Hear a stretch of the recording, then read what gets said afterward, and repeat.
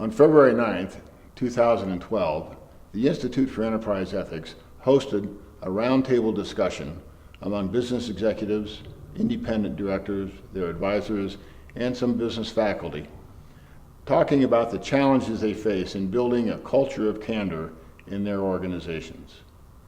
That discussion was led by Professor James O'Toole, the Daniels Distinguished Professor of Business Ethics. Following Professor O'Toole's opening remarks, the participants in the roundtable had a rousing and very robust discussion about candor, honesty, openness, and transparency in boardrooms and conference rooms and executive suites. Following that discussion, two of the participants provided some additional observations on the discussion in an interview for the Institute. Professor Dennis Wittmer, the moderator for these interviews, is a professor of management and the chair of the Department of Management at the Daniels College of Business. Professor Wittmer is a well-known expert in the fields of business ethics, corporate social responsibility, leadership, and organizational behavior. Well, we've had a very stimulating discussion this morning around this issue of culture, the culture of candor and transparency in organizations. And so I'm curious, from your experience, do you think senior executives today, compared to 10 to 15 years ago, are more or less open to this culture of candor and transparency? Marybeth Vitality is the president of the Colorado chapter of the National Association of Corporate Directors and an independent director of two NASDAQ-traded corporations. Ms. Vitale had previously served as president, CEO, and chairman of the board of westwindmedia.com and in leadership positions at several other technology and telecommunications businesses. Well, Dennis, I personally feel that they are definitely more open to being more transparent and have more candor, both with their employees and with the public and the institutional shareholder base. And I think some of it has been driven by mandates, from regulatory mandates with Sarbanes-Oxley and with the regulatory rulings that come out, because they want to be more transparent so that their shareholders and their investors know more about the company and know the good things that are happening in the company to do investment. But on an employee base, I really think that there has been more candor so that the younger generation that's coming into the companies today want to know more. They want to be part of it, and the more that the CEO and leadership team can communicate to them frequently about what is happening with the company, both from financial and research and development and customers and competitors, really is positive. Don Marshall recently served as the Colorado Regional President for Wells Fargo Bank, where he headed a team responsible for more than $10 billion in consumer and business deposits. Don currently serves in leadership positions on the boards of several healthcare, educational, and economic development organizations in the Denver area. And Don, what do you think about this? I'm perhaps a little more skeptical. I think the examples that were cited, some of which go back to the 70s, are very credible. And so I think that a culture of transparency and candor is possible, and there are examples of them, and I do think it derives from the top. But I don't think it's natural, and I don't think it's very easy. I think it's exhausting to maintain that, and I think it begins with the leader being that comfortable in their own skin to open the organization to what can often be perceived as lack of discipline, chaos, whatever. So I think as discussed this morning, organizations and people tend to default to conformity, and I think that's just as true today. And even though the environment is much different with the advent of the social media and the internet, I think that there are some organizations, they have just responded to that, not necessarily with more transparency, but just more disciplined messaging. So I think it's still, what we're talking about with transparency and candor is very necessary and ultimately will out. But I think we're still talking about management excellence, not the norm and not the average. Well, a related kind of question, the issue of generational differences has surfaced this morning in the discussion and even now. But those who are in senior positions tend to be of an older generation. Do you think that there's a level of comfort among them with this notion of transparency, especially as it relates to this new and emerging workforce? I think the comfort level is increasing. It depends on the person, as Don mentioned. It's the top down. It really starts there. So, if the CEO of the company can embrace that and feel comfortable in his or her own skin, then they're able to be more transparent. And I think with their employee base being comfortable with social media, they need to be comfortable with that. And that is a learning curve on that.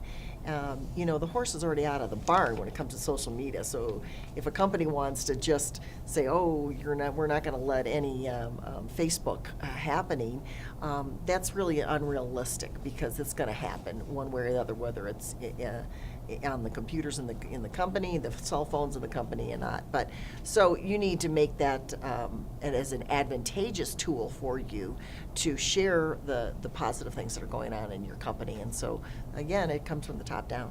So learning how to manage the new technologies and social media as a tool for effective culture. Don, what would you add to that? Yeah, I think the main difference generationally is comfort and with technology and being adept with it. I think the human animal is still a human animal. And for example, the Stanford prison experiment was mentioned. Well, those would have been students, and they still behaved in what really should be expected ways, but we forget. And there was an experiment that wasn't back in the 60s called Blue Eyes, Brown Eyes, I think, Yes. which was around, I think, elementary school students. Yes. In Iowa, I believe. In Iowa, Yeah. exactly. So I think organizational behavior is not, we forget how powerful that can be. And I do not think it's strictly generational. Okay. So you both have significant board experience, and so I want to just have you comment briefly on how this relates to board of directors. And the question might be something like this: how should a board of directors balance the demands for more and open transparency and candor against the importance of competitive secrecy and the speed and scope with which information goes viral today? Well, it is a tough challenge, because you're still dealing, as Don talks about, with human nature in the boardroom. And the professor today, spoke about the person being able to tell the truth, the person to be able to be the nail that sticks up versus it being hit down. And it's important in the boardroom to be able to speak your mind, all within a environment of collegiality, because there is that environment that exists in a boardroom. But if you are not mentioning when that train is going off the track, then you have no reason to be sitting on a board of directors, because that is your role in order to be able to ask the hard questions, to point out the issues, because there is a group think that goes on, and then all of a sudden everyone thinks this is a wonderful idea, but then when you're at the water cooler, they're saying, boy, I don't know if I would agree with that. So you have to be, it's the personality, it's the human nature. So whether you say it in the boardroom, you get to the CEO or the lead director ahead of time to talk about the issues, whether it's an M&A transaction, it's incumbent upon that board member to have enough courage and enough foresight and know that that is their responsibility to bring those issues up in the boardroom. I think it's critical. Otherwise, then we're asleep at the wheel. Boy, this is really Mary Beth's area. We'll defer to her for sure. I think it's probably fairly difficult, or more difficult, for the board to know than a CEO to know. But the board trying to evaluate and hire and fire CEOs based on their openness to this is really probably where it starts, I would think. If the CEO is not personally committed, though, if it's not coming from them, I don't know how much an organization really can transform itself and behave like this. If they don't, it's exhausting. I mean, to keep this, to work at this and keep it going, and it really has to come internally. Perhaps I suspect maybe the board could know. I mean, if they're sitting in the room with the CEO, by watching how meetings are conducted, how information flows, how the CEO reacts just with the board, they probably get some pretty strong hints as to what the company culture is, but I don't know how much confidence I have in that. Well, you know, it's incumbent on the board members to be able to go down 2-3 levels. You need to be aware of the next level of management, the level below. You need to be out in the field if they have business units throughout the United States, and you need to be talking to them. And if a CEO is putting a roadblock and saying, no, you can't do that, that's a huge red flag. So it's imperative that a board member goes down and meets with the other levels of management to see how it's permeated throughout the organization, if there is transparency.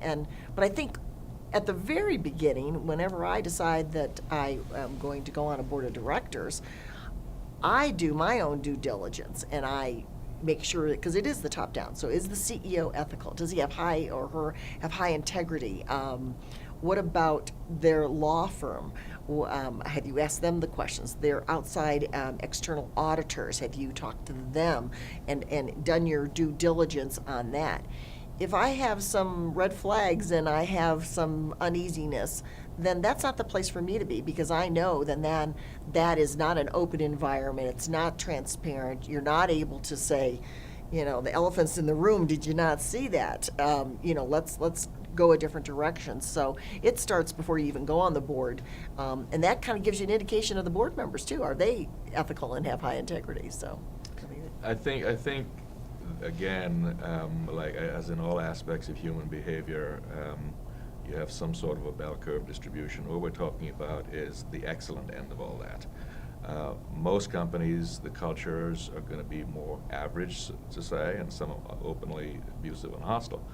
I think we should assume when you're on boards that this is a pretty rare thing, and to be suspicious that it's not quite as good as it should be. But the assessment up front, I think, is something that you find to be most important as you No accept question. that position, so that you know you're going into a culture where you can ask those tough questions and it be accepted. no question about it. You know, my time is valuable, and I want to be on a board that allows that has that high ethical standard. It comes from the top down, and that we can all have an impact for the shareholders. I mean, we represent the shareholders and the stakeholders in the company, and so if we're not doing right by them, and we've not made the right decision, then we shouldn't be there. So I try to make sure that's a good fit.